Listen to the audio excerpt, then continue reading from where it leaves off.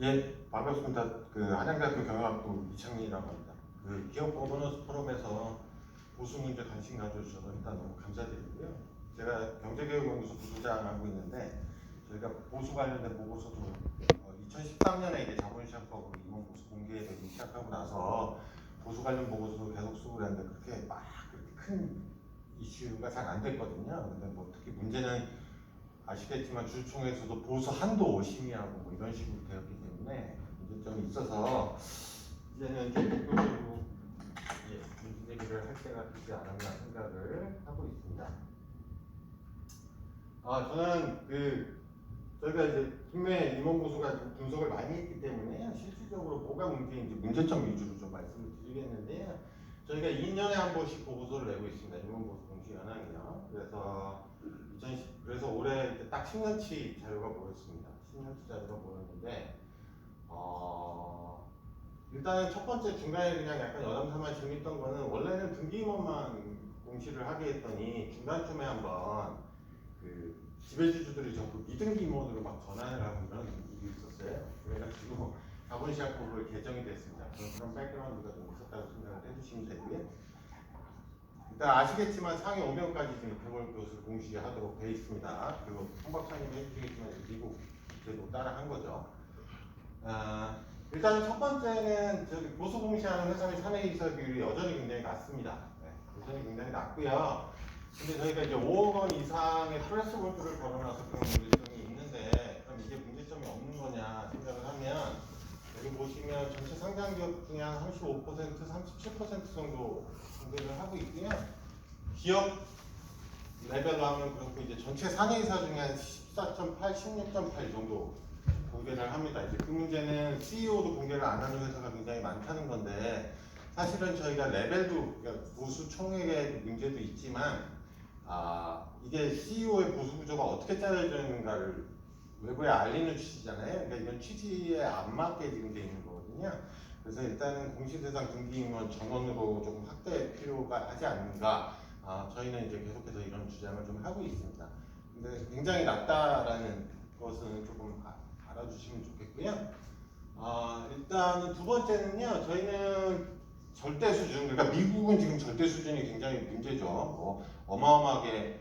그래서 미국은 제가 파이낸스 이제 연구자인데 미국은 이제 CEO 연봉 왜 이렇게 많이 올라가니까 가지고 디베이트가 어마어마하게 붙고 있습니다. 근데 상식적인 수준과는 달리 예를 들면 CEO만 과거 20년에 예를 들면 1000% 증가하고 그다음에 이제 중간 미들 임금 있잖아요. 미들 실질 임금은 거의 변동이 없고 뭐 이런 식이거든요. 그래서 굉장히 재밌는 논의들이 많이 되고 있습니다. 근데 한국은 뭐 저희가 분석을 해본 레벨 차원에서 그 정도 수준은 아니고요. 보시면 보수 평균이 사내이사 5억 원 이상 받는 사람 약 14.5억 원이잖아요. 근데 이게 5억 원 미만은 또 공시를 안 하니까 5억 원 미만까지 포함하면 사실은 평균은 더 떨어지는 거거든요. 그 다음에 제가 뒤에서 보여드리겠지만 제가 직접 한 연구인데 미국의 약간 유사기업, 피어펌하고 비교를 했을 때 물론 미국이 저희보다 많이 받지만 그러니까 그 얘기는 한국이 절대 레벨이 뭐 미국만큼의 문제가 있다라고 문제 제기를 하기는 지금 조금은 어렵지 않나 그렇게 보고 있습니다.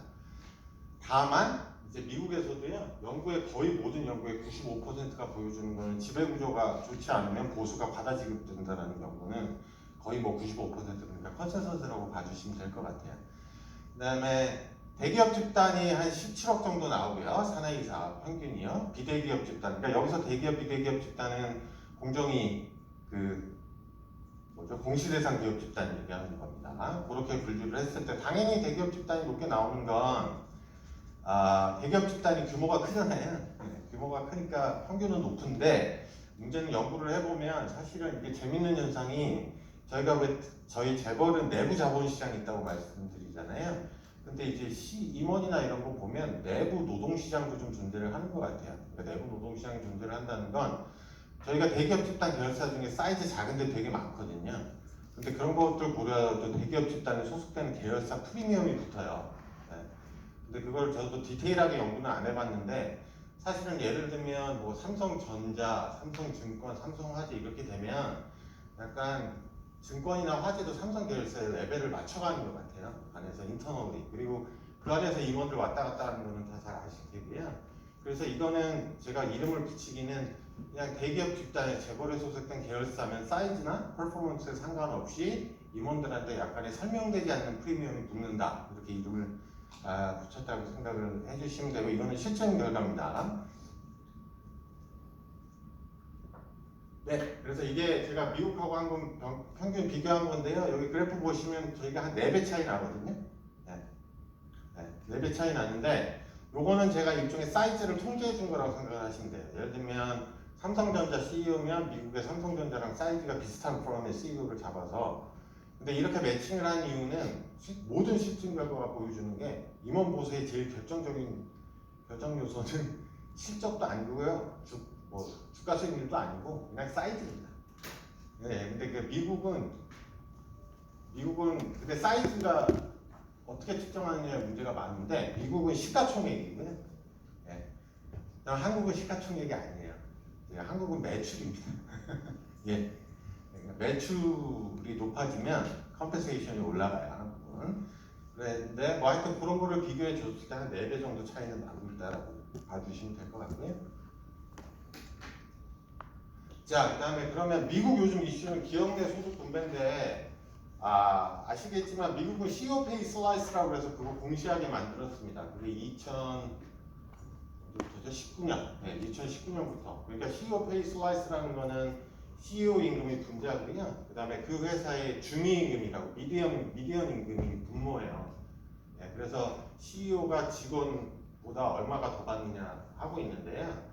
저기 S&P 제가 맨 아래 빨간색으로 해놓으신 거 보면 S&P 500에는 한 200대 1, CEO가 한 200배 갖고 있습니다. 200배 갖고 있고요. 많이 나오는 펌은 이번에 아마존인데요. 아마존은 6,500배? 네. CEO가 6,500배 갖고 있어서요. 문제가 되죠. 그리고 이거 맨날 하면 맨날 주주총회에서 문제되는 기업이 월마트입니다. 월마트는 아시겠지만 그 정치인 중에 민주당의 그 버니 샌더스라고 그 맨날 주주총회 가요. 네. 월마트 주주총회 가가지고 니들 이거 CEO 그 기업 내 소득 분배 너무 심한 거 아니냐. 그래서 일종의 주주 제한도 하고요. 문제 제기를 계속 합니다. 한 2, 3년 전까지 했는데 최근에는 제가 모르겠는데 이거 보시면 유튜브도 많이 돌아다녀요. 버니 샌더스가 주주 제한하는 거. 자, 근데 그거를 보면 그럼 저희도 해봤거든요. 근데 저희가 일단은 5억 원 사내에서 맨 위로 가겠습니다. 평균과 직원의 평균이죠. 나눈 게 한 18배, 그 다음에 대기업 집단이 19배, 비대기업 집단이 21배. 오히려 비대기업 집단이 좀 높게 나오는데, 이거는 너무나 명쾌하게 해요. 비대기업 집단 CEO의 연방이 높아서가 아니라 비대기업 집단 직원 평균이 너무 낮아서 그렇습니다. 네. 네. 그렇고, 그 다음에 제가 이제 그러면 미국하고 컴패러블하게 비교를 하려면 CEO만 뽑아서 해야 되잖아요. 그래서 저랑 이제 경북대 최한수 교수가 하고 경제교육연구소 리포트로 나갔는데요. 그렇게 해보면 CEO랑 해보면 조금 높아지죠. 한 20배, 23배 정도 나오고요. 근데 여기서 재밌는 거는, 그러니까 미국은 아까 한 200배고 저희는 20배 정도잖아요. 그러면 크다고 볼 수는 없는데 이 레이쇼가 계속 증가하는 게 지배주주예요. 지배주주 CEO들만 대상으로 해보면 2014년부터 제가 2017년까지만 연구를 했는데 2014년에 지배주주 CEO가 직원 평균에 대비해서 한 24배 받았는데 2017년에는 한 35배 정도로 계속 상승하고 있습니다. 예, 이제 그런 독특한 좀 특징이 있다. 그래서 결론은 이 상대 보수 비율 또는 기업 내 소득 분배는 미국만큼 심각하지는 않다고 보고는 있지만 유일하게 그 상대 보수 비율이 계속 증가하는 것은 지배주주 CEO, 그러니까 총수 CEO다라는 것들 좀 짚고 싶고요. 그 다음에 이제 여기서 말씀드릴 거는, 저는 이제 여기서는 이게 임원 보수 공시만이 아니라 저희는 직원 보수 공시도 조금 문제 제기를 해야 되는 게, 저희가 평균만 공개가 돼요. 근데 사실은 직원 평균은 아시겠지만 직원들도 위에 쪽으로 이렇게 막 이렇게 일정하게 증가하는 게 아니라 약간 뭐 어떻게 할까요? 이런 식으로 증가를 하기 때문에 평균이면은 사실은 약간 직원의 임금을 과대평가하는 게 되거든요. 그러니까 저희가 중위, 미디안 임금 미국처럼 해야 정확한 직원과의 비교가 가능하기 때문에 미국처럼 좀 공시를 바꾸는 게 필요하지 않나. 그리고 그다음에 직급별, 직종별, 분석 연수별, 보수 공시도 저는 개인적으로 필요하다고 그랬고요. 이거를 지금 공기업에는 적용을 하려고 법안이 발의된 걸로 제가 알고 있는데 사실 이제 상장 기업에는 아직 아무런 움직임이 없습니다. 네.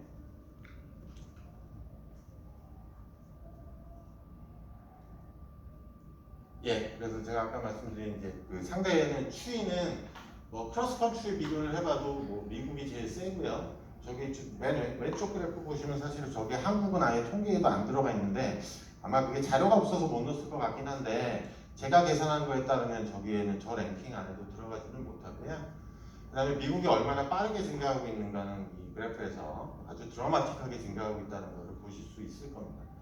근데 이거는 사실은 기업 내에서 기업별로 계산한 게 아니에요. 왜냐하면 기업별 공시는 아까 말씀드린 대로 2019년부터 됐고요. 이거는 그냥 CEO 평균하고 미국 전체 그냥 노동자 평균 임금 네, 서로 다른 기준으로 해서 한 겁니다. 네. 자, 그 다음에 이제 본격적으로 말씀을 드릴 거는 저희 지배주주 프리미엄이 존재를 하고 있고요. 제가 강조를 드리지만 프리미엄이라는 거는 다른 어떠한 요소로도 설명이 안 되는 우리가 약간 블랙박스라고 제가 이름을 붙인 거라고 생각을 해주시면 돼요. 그래서 일단은 대기업 집단 내 지배주주와 전문 경영인 등기 비용 보수 비율이 한 1.5배에서 2020년에 거의 2배가 됐어요. 그러니까 전문 경영인보다 지배주주 경영인이 한 2배 받는 거고요. 당연히 그러니까 평균 보수도 차이가 나겠죠.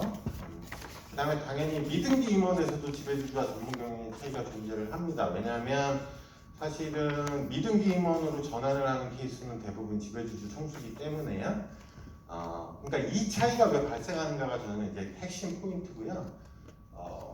뭐 여러 투자자분들이나 거버넌스 포럼에서도 이런 문제를 조금 극복하고 제기해 주시면 매우 감사하다고 생각을 하고요.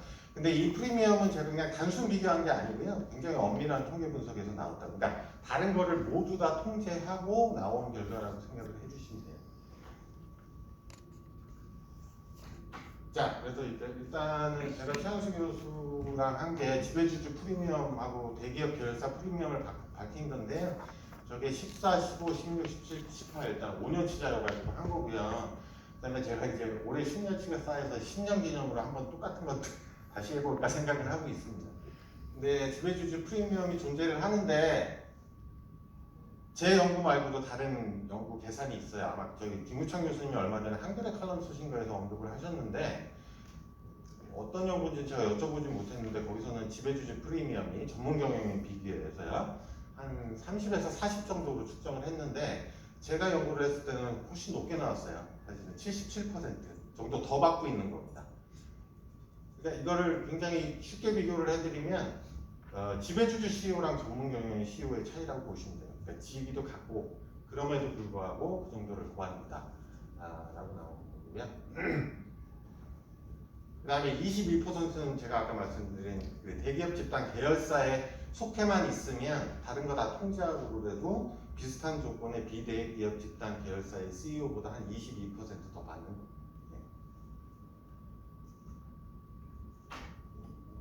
자, 그래서 저희가 이제 그러면 따로 고액 고수 임원 분석을 좀 하거든요. 근데 여기서 저희가 집중적으로 하는 건 아까 말씀드린 지배주주 프리미엄이 도대체 어디서 오는가를 저희가 좀 알아내기 위해서 나름 열심히 발표를 해오고 있었습니다. 네.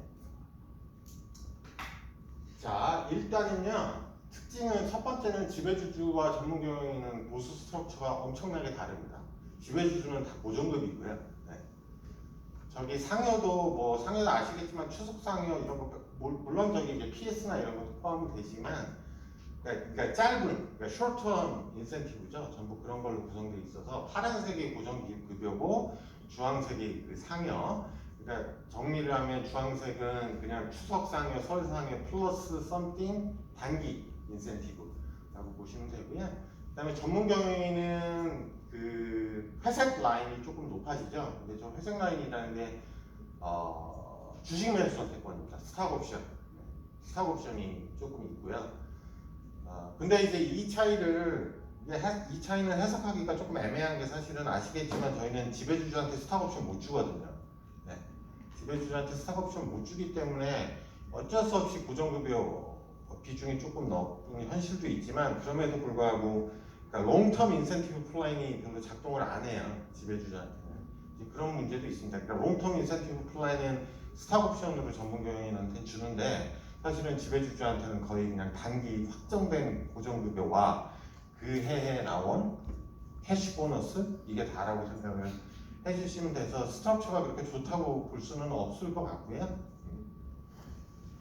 그 다음에 최근에 이제 제가 한겨레에 썼던 거는 하나는 왜 RSU를 주냐고 제가 리스트릭트 스탁 유닛이라고 쉽게 말씀드리면 스탁 옵션인데 행사 가격이 빵인 거라고 생각을 하시면 제일 편하세요. 예.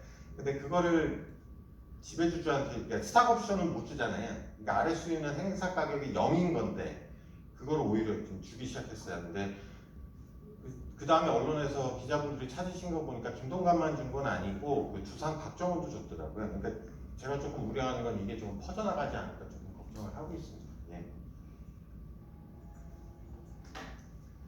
그래서 이제 이용호 의원께서 이거 관련돼서 뭐 법안을 지금 발의를 하려고 하고 계신 것 같아요. 그래서 이제 스탁 옵션도 안 주는데, 그러니까 지배주주에게는, 그러니까 저는 포인트는 전문 경영인한테 RSU 주는 거는 전혀 상관없고요.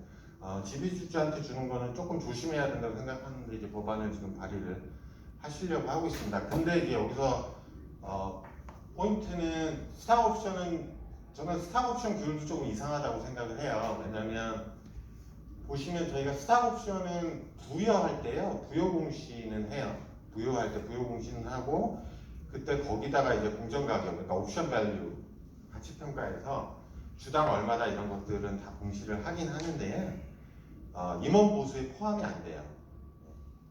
그러니까 원래는 부여 한도에 페어 밸류로 해가지고 임원 보수에 포함을 하는 게 미국식이고, 근데 저희는 포함이 안 되고 나중에 어떻게 포함시키냐면 나중에 행사를 하는 행사 차익만 포함을 해서 발표를 합니다.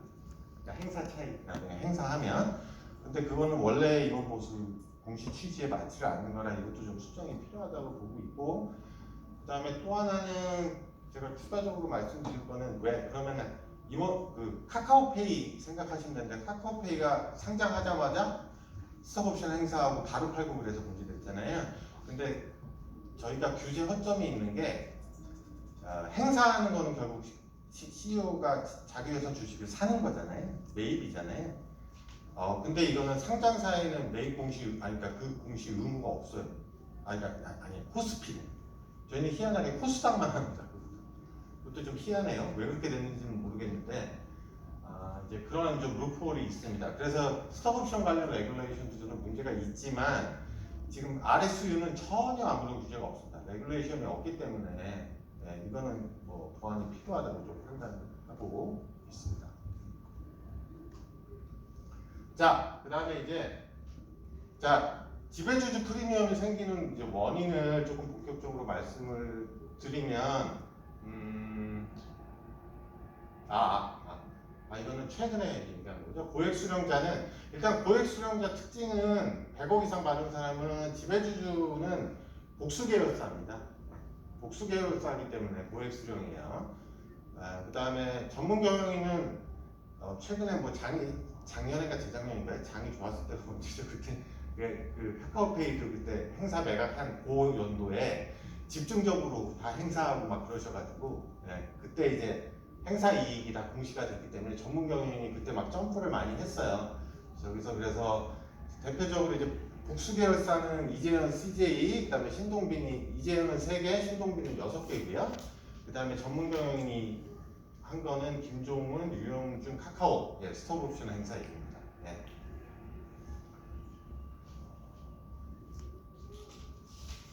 스톡 옵션 관련된 문제점은 그것까지 설명이 너무 오래 걸릴 것 같아서요. 저희가 얼마 전에 국내 스톡 옵션 관련해서 경제교육연구소에서 국내 데이터 가지고 보고서 냈거든요. 그 다음에 다음 달 쯤에는 원래 첫 번째 낸 거는 행사, 스톡 옵션 행사.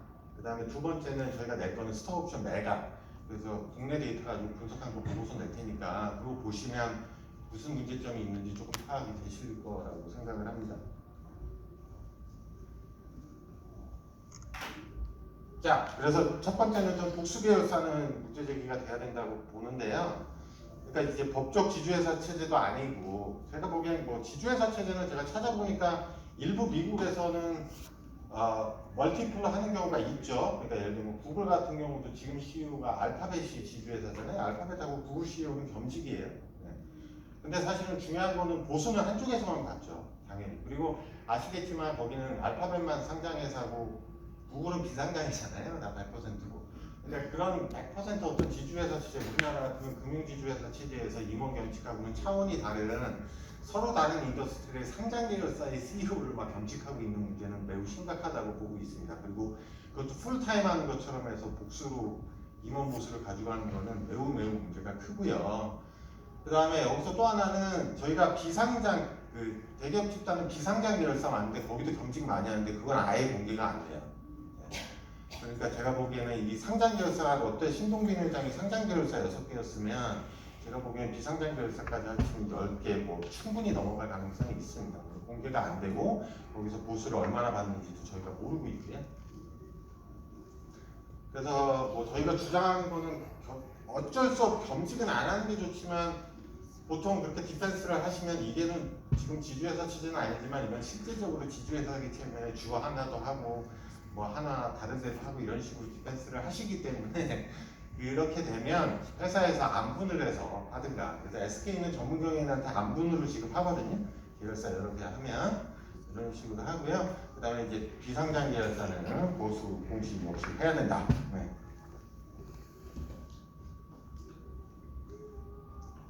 예, 그래서 최근에 그 KCGI에서요 현재회장 가지고 의미 있는 문제 제기를 해주셔서 저는 뭐 굉장히 뭐 의미 있다고 바라보고 있습니다. 이제 높은 용도과 과다 겸직 이런 거를 본격적으로 문제를 제기를 해주신 거거든요. 현 회장도 지금 하나, 둘, 세 개잖아요. 사내 이사를 3개 겸직하고 3개 계열사에서 동시에 이제 멀티플로 보수를 수령을 하고 있습니다. 그래서 이제 이거는 제가 구글 아까 말한 알파벳 지금 현 CEO예요. 저 연봉 총액이 연봉 총액은 여기 토털이죠. 맨 오른쪽인데 근데 재밌는 건 저 스타 어워드 있잖아요. 저게 연봉이 거의 다죠. 근데 저게 다 RSU입니다. 리스트릭트 스타 유닛인데요. 근데 리스트릭트 스타 유닛인데 저도 최근에 찾아보면서 알았는데 종류가 되게 많더라고요. RSU도 뭐 타임 베이스도 있고 뭐 캐시 베이스도 있고. 그래서 캐시 베이스드는 똑같이 예를 들면 5년 내에 주가에 연동돼서 너한테 인센티브를 주겠다고 하는 건데 그냥 세틀먼트를 주식을 주지 않고 캐시를 주는 거거든요. 네. 그러니까 제가 보기에는 사실은 뭐 우리나라에서 굳이 제가 보기에 하나에서 그렇게 꼭 뭐 지배주주한테 RSU 주고 싶으시면 캐시 세틀도 RSU로도 하셔도 되는데 네. 뭐 잘 모르겠습니다. 그리고 여기 보시면 제가 이제 박스 쳐놓은 거는 자 모든 컴펜세이션은 알파벳에서 나옵니다. 네. 구글에서도 돈을 받는 건 아니라는 거죠. 자, 그 다음에 두 번째 저는 지배주주 프리미엄의 원인은 직급 단계 4단인데요. 이것도 최근에 제가 이제 한겨레 칼럼도 쓰고 저희 보고서도 낸 건데 최근에 이제 김동관 지배주주가 최근 3년 동안에 어떻게 됐냐면 3년 동안에 부사장, 사장, 부회장으로 1년마다 지급을 했습니다. 3년 동안 1년마다 지급하고 고정급이 어마어마하게 올라갔습니다. 근데 저는 이거는 되게 문제라고 보는 게 이게 뭐 저희 독특한 좀 부회장, 회장이라는 게 저희 독특한 체계잖아요. CEO면 CEO고 이런 건데 이런 것들을 굳이 회장, 부회장을 만들어 놓고 그러면 지배주주는 이 상무부터 시작해서 전무, 부사장, 사장, 부회장, 회장 이 직급 사다리를 6개를 올라가는 건데 이게 부회장, 회장은 미국식으로 치면 그냥 프레지던트 때 명목상에 아무 의미 없는 그런 걸 올라가면서 고정급을 굉장히 밀어 올리거든요. 근데 사실은 뭐 제가 농담 삼아 얘기했지만 예를 들면 지배주주가 이재용 부회장과 이재용 회장이 무슨 차이가 있냐고 제가 그냥 농담 삼아 얘기를 하는데 그러니까 저는 약간 이게 한국 특유의 굉장히 고질적인 문제점으로 보고 있고요. 그 다음에 이제 직급 올라가면서 퇴직금 배수를 계속 올립니다. 퇴직금 배수를 계속 올리거든요. 그러니까 뭐 사장일 때는 2, 부회장일 때는 4, 회장일 때는 6 이렇게 올리면 직원의 6배 받는 거잖아요. 그래서 옛날에 한 팀은 고 조양호 회장이 제가 그때 6이었던 것 같아요. 제 기억에 5인가 6이었어요. 그래서 그때 언론에서 멀티플 다수 계열사에서 받아서 퇴직금만 뭐 몇백 600억이 넘어가고 그랬었거든요. 그다음에 당연히 뭐 아시겠지만 지배주주는 임원 근속 기간이 많이 나오잖아요. 뭐 예를 들면 뭐 제 기억에는 정의선 회장은 현대글로비스인가를 상무하는 게 33살인가 뭐 이러니까요. 70까지 하면은 근속연수 40년 나오는 건데. 예, 그래서 이런 것들도 조금 바꾸는 문제가 필요하다고 보고 있고요. 예, 그다음에 이것도 저희 보고서에 담긴 내용인데요. 저희 뭐 지금 재판을 갖고 있거나 이런 사람들도 실제적으로 계속해서 직위를 주고 그다음에 심지어 고액보수를 지급을 하는 문제가 있습니다. 그래서 저희가 케이스들을 최근에 해놨고요. 이거는 대표적인 케이스는 예전에는 SK 최태원 회장은 실제 그 실형을 받아서 감옥에 있었는데도 보수를 지급한 적이 있어요, 한번. 그래가지고 이제 저희 보고서 나가고 문제가 돼서 SK에서 최태원 회장이 그냥 그걸 반납했습니다, 한번. 그런 적이 있는데 이거는 제가 보기엔 당연히 크로우백의 대상인데요. 지급된 보수 완수의 대상인데 심지어 그냥 직위도 주고, 예를 들면 직위도 주고, 그러니까 집행유예로 나오면 바로 회사 복귀하고 뭐 월급도 많이 주고 뭐 이런 식의 좀 악순환이 계속 되고 있다.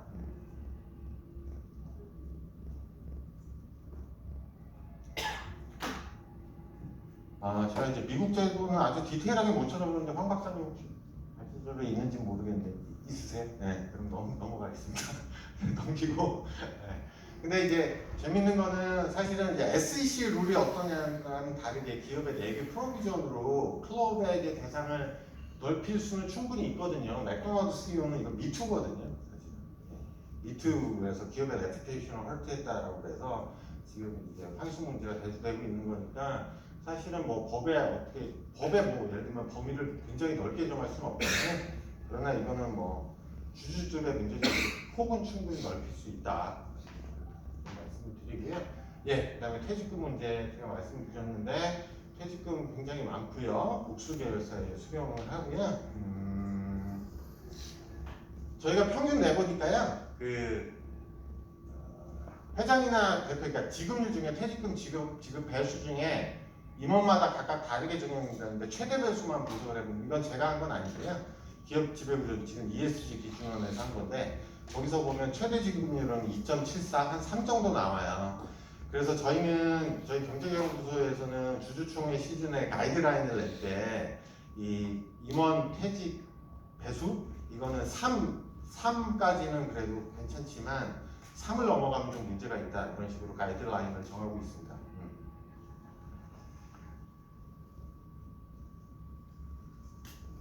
근데 여기 이게 아까 보신 건데요. 그 퇴직 배수 분포인데요. 그 기업 지배구 ESG 기준으로 해서 한 건데 보시면 저 맨 오른쪽에 저 배수가 5에서 심지어 20이죠. 네, 저 사이에 있는 기업들도 굉장히 많아요. 배수가. 네. 그러니까 예를 들면 회장이면 직원의 퇴직금의 배수가 10 이런 경우들도 제법 많다는 겁니다. 지금 우리나라 상장 기업 중에. 그러니까 그러니까 퇴직금 배수가 상당히 높은 케이스도 많이 발견이 되고 있습니다. 아직까지도. 그 다음에 뭐 약간 큰 기업으로 가면 대형주 기업으로 가면 그 퇴직금 최대 지급률 그러니까 배수가 좀 높은 경향이 나타납니다. 자, 그래서 이거는 저희 경제교육연구소 소장이신 김우창 교수님이 얼마 전에 제도 제안을 하신 건데요. 한겨레 칼럼으로 저희 세이온페이 제안을 했고요. 저희는 기본적으로 영국식 세이온페이를 좀 제안을 하고 있습니다. 영국식 세이온페이는 일단은 오늘 황 박사님 보여주실 텐데 미국 애니멀 리포트 프락시 스테이트먼트인가요? 거기는 전년도에 어떻게 지급을 했는가에 디테일한 내용 나오고요. 그 다음에 다음에 어떻게 할까에 대한 플랜이 나오는데 자, 영국에서는 어떻게 하냐면 전년도 지급한 내역에 대해서는 투표를 하되 이거는 권고적표를 권고적표를 그러니까 반대가 많이 나온다 그래서 뭐 전년도에 줬던 거를 다시 환수하거나 이런 건 아니고요. 권고적 표결을 하되 올해 페이에 대한 세이언 페이는 권고적 표결이 아니고요. 바인딩되는 표결로 해서 뭐 올해 예를 들면 뭐 CEO한테 고정금만 100% 주겠다 이런 플랜을 회사가 냈다. 그럼 주주들이 반대를 한다. 그런 거는 이제 바꿔야 돼요. 그러니까 약간 투사이드로 약간 다르게 가는 세이언 페이 제안을 했고요. 이거는 좀 도입이 돼야 되고 그러면 올해 연봉 계약을 연봉 구조를 어떻게 가져갈까를 회사들이 제안을 해야 되잖아요. 근데 여기에 저희가 한국적인 특징에 대한 문제를 거기다 회사가 설명을 담게 하는 게 지금은 가장 좋은 방법이 아닌가 생각을 하고 있습니다. 네, 이거는 뭐 미국 RSU 실질적으로 어떻게 돌아갔나 참고 삼아 보시라고요. 종류가 굉장히 많다라는 것들을 보여드리는데, 이것도 제가 오늘 이창환 대표님 안 오셨는데, 이창환 대표님이 은행에 대해서 RSU 이런 것들을 좀, 그러니까 그 지주회사 회장들은 너무 이제 고정급 위주라, 너무 고정급 위주는 아닌데 RSU를 좀 제한을 하시려고, 그래야 지주회사 회장들이 주가 부양 인센티브가 생긴다, 이런 플랜을 좀 가지고 계시던데, 그때 좀 참고를 하시라고 제가 좀 가지고 오는데 따로 보내드리긴 할 텐데, 사실은 근데 RSU도 제가 보기에는 허점이 많은 게, 실질적으로 어떤 성과 조건이 만족이 되면 주식을 주는 건데요. 그 성과 조건에 대한 공시가 되게 두리뭉실해요. 그래서 제가 찾아봤더니, 미국 연구 찾아봤더니, 이거 나중에 CEO들이 나중에 가서 바꾸는 경우들이 많대요. 자기들한테 유리하게. 네. 그래서 이것도 이런 약점은 있다라는 거는 좀 알아주시면 감사하겠습니다. 이상입니다. 네.